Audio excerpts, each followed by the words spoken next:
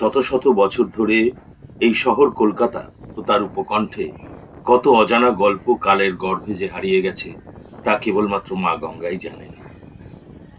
টুকরো যে ছবিগুলো আবছা রয়ে গেছে এই শহরের বুকে, আজ তারই এক ভগ্নাংশের গল্প নিয়ে আজকের এই ছোট্ট কথোপকথন, হারিয়ে যাওয়া সাহেব কুঠি। 1653-তে সুদূর নেদারল্যান্ডের ওলন্দাজেরা এসে ঘাঁটি গেড়েছিল এই হুগলি নদী তীরবর্তী চুঁচুড়াতে। মূলত ব্যবসা বাণিজ্যের মাধ্যমে তারা দীর্ঘ 75 কিলোমিটার নদী তীরবর্তী জায়গায় এক দীর্ঘমেয়াদী প্রভাব বিস্তার করেছিল আজ থেকে 300-400 বছর আগে। এই বিস্তৃতির একটা গুরুত্বপূর্ণ অংশ হয়ে উঠেছিল বরানগরও, যে কারণে আজ এত বছর পরেও সেখানে ভেঙে পড়া ডাচ অট্টালিকা বা কুঠি বাড়িগুলোর দেখা মেলে। তাদের বাণিজ্য সামগ্রীর মধ্যে মূলত ছিল রেশম, মসলিন, সল্টপিটার, মশলা, আফিম ইত্যাদি।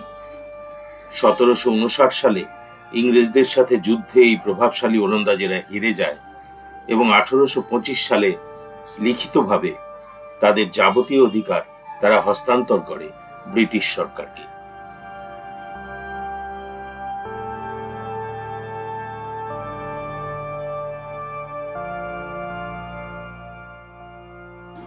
ডাচেদের আগমনের আগের শতাব্দীতেই এই বরানগরেরই এক ঘাটে নেমেছিলেন স্বয়ং শ্রী চৈতন্যদেব, যার পর বিখ্যাত পাটবাড়ির উন্মেষ হয় এখানে।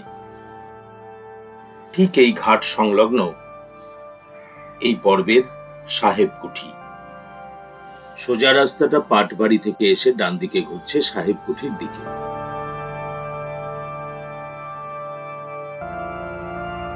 এর সোজাসুজি হলো চৈতন্য ঘাট। এইটা সাহেব কুঠির বাউন্ডারি ওয়াল। সিথি মোড়, ডানলপ, দক্ষিণেশ্বর থেকে টোটো বা অটোয় খুব সহজে পাটবাড়ি এসে গেলেই 2-3 মিনিটের হাঁটা পথে এখানে পৌঁছানো যায়। এই হলো সেই পরিত্যক্ত 300 বছরের পুরনো একদা সমুজ্জ্বল সাহেব কুঠি।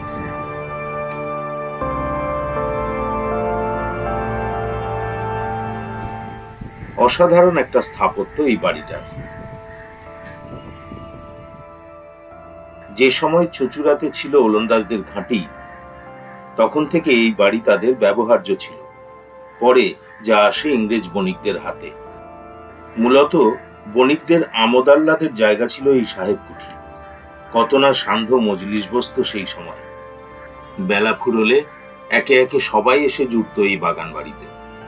আমোদ প্রমোদ, গান বাজনায় মেতে উঠত বাড়ির এই বিস্তীর্ণ প্রাঙ্গণ, আর তার সাথে সাথে বাড়ির কক্ষগুলো।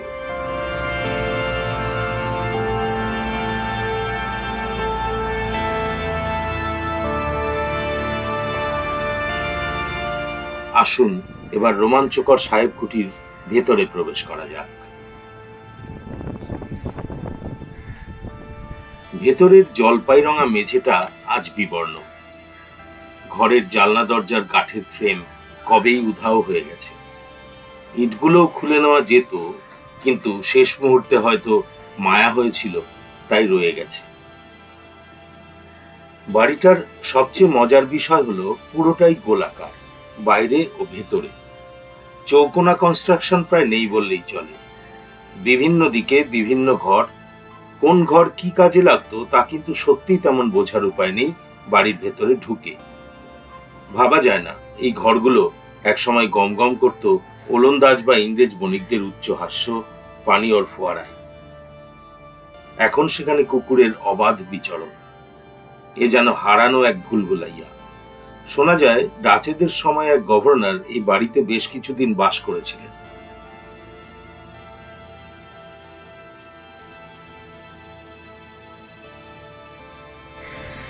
অদ্ভুত একটা কনস্ট্রাকশন বাড়িটা।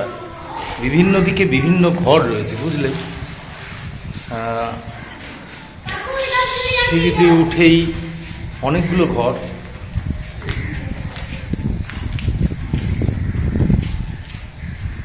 বিভিন্ন দিকে ঘরগুলো ডিস্ট্রিবিউট করা রয়েছে।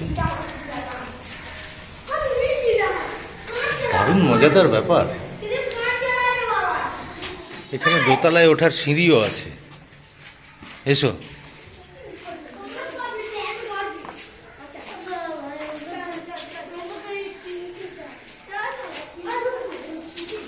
ওপরে উঠে দেখি। না না, এটা ভেঙে চুরে পড়বে না, এটা যথেষ্ট শক্তপোক্ত।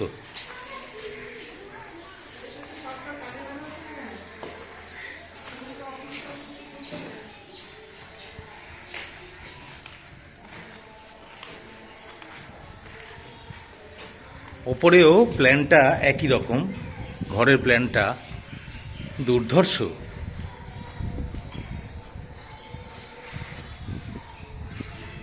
জাস্ট অসাধারণ। এক একটা ঘরের সাইজ প্রায় 20 ফুট বাই 30 ফুট এরকম সাইজের ঘর।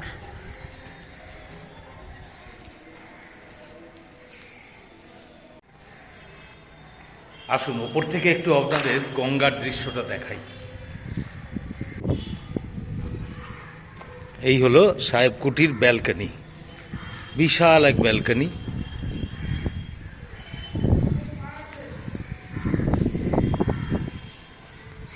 এই হচ্ছে দৃশ্য। ওই সামনেই ঘাটটা ছিল, দুটো গাছের ডান দিকটাতে, উল্টো দিকটাতে বেলুর।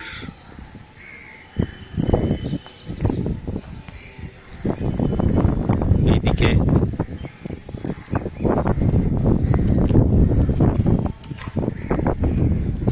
দক্ষিণেশ্বর।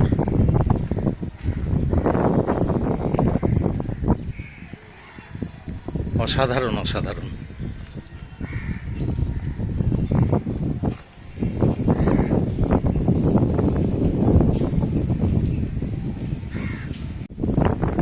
বিভিন্ন রকম গাছ পুরনো পুরনো থাকলেও বোঝা যায় যে এই ধরনের গাছগুলো ছিল বাগানে থাকা মূল গাছ।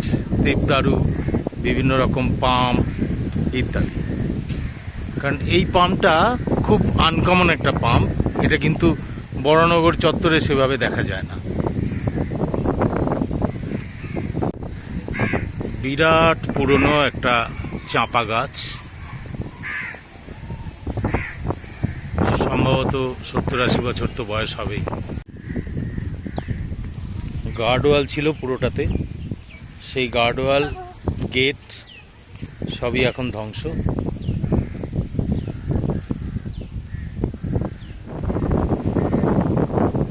ভেঙে পড়েছে সাহেব কুটির গর্বের গেট। এইখানেই একসময় নৌকা ভিড়ত এবং সেখান থেকেই উঠেই সাহেব কুটিতে প্রবেশ করতো সাহেবরা।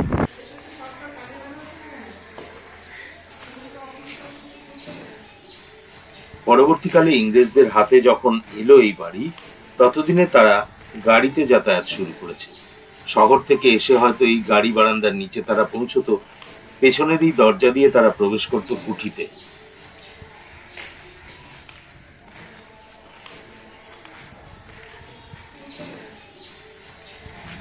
এখানে একটা আন্ডারগ্রাউন্ড আছে। এই সিঁড়িগুলো পসিবলি পরে হয়েছে, জানি না, আগেরও হতে পারে। এখানে একটা আন্ডারগ্রাউন্ড সেকশন আছে, এটা রিজার্ভার বা অন্য কিছু কিনা জানি না। এইটা আন্ডারগ্রাউন্ড। বর্তমানে অশ্বত্থ গাছ না, এটা বট গাছের চূড়ান্ত আক্রমণে বিধ্বস্ত এই বাড়ি। এইটা হচ্ছে একটা টেরাস, গাড়ি বারান্দার মতো আর কি। এর সামনেই ছিল প্রাঙ্গণ। এখানে একটা দারুণ জিনিস আবিষ্কার করেছি, দেখুন। এই দেখুন, এইটা হচ্ছে ফায়ারপ্লেস। অসাধারণ, হ্যাঁ। ফায়ারপ্লেসটাই একমাত্র জীবিত রয়েছে, সেটা এর মধ্যে বেশ কিছু কাঠের টুকরো দেখে বোঝা যায় যে এখানে আজও আগুন জ্বালানো হয় শীতকালে। এই ব্যালকনির থেকে সোজাসুজি যে বিশাল একটা ঘর, সেইটা সম্ভবত ছিল ড্রয়িং রুম, কারণ এই ড্রয়িং রুমেই ছিল এই ফায়ারপ্লেসটা।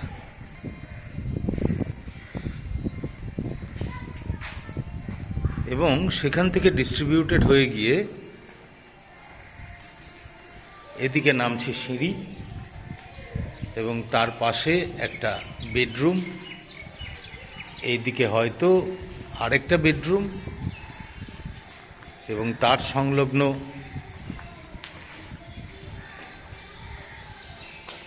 দু চারটি কক্ষ,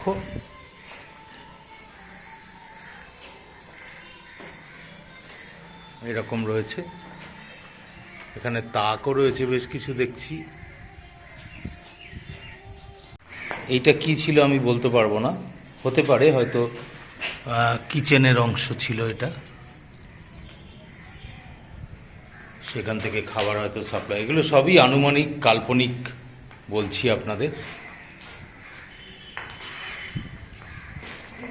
এই ছিল সুইচ বোর্ড। দেখুন, সেই সময়েও কিন্তু আজ থেকে কতশো বছর আগে তখনও কনসিলড ওয়্যারিংয়ের কনসেপ্ট ছিল। সুতরাং আমরা যে বিশেষ কিছু আধুনিক হইনি এটা তার প্রমাণ। এটা হতে পারে কিচেন, এবং তারও কিন্তু পাইপ লাইন দেখুন, কনসিলড জলের লাইন।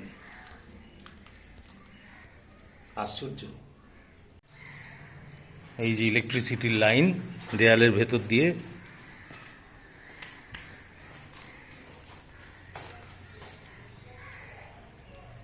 আর হয়তো খুব বেশি দিন নয়, কারণ এনক্রোচমেন্ট শুরু হয়ে গেছে।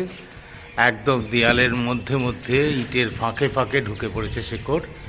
ওপরে বিশাল এক বটবৃক্ষ। এখনো দু একটা লাইটের রয়েছে, হোল্ডার দেখতে পাচ্ছি ওপরে। এখানে আলো জ্বলতো, অর্থাৎ ইলেকট্রিসিটি ছিল যে সময় এটা হয়েছিল।